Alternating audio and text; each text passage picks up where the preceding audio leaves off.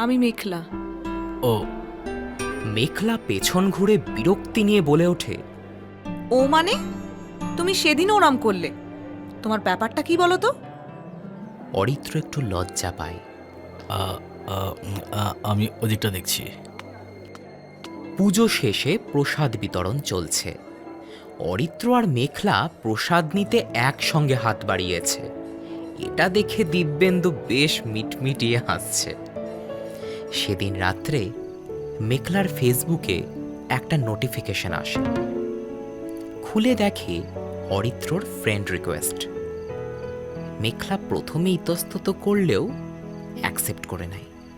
সঙ্গে সঙ্গে ওপাশ থেকে, হাই। হুম। সরি। কেন?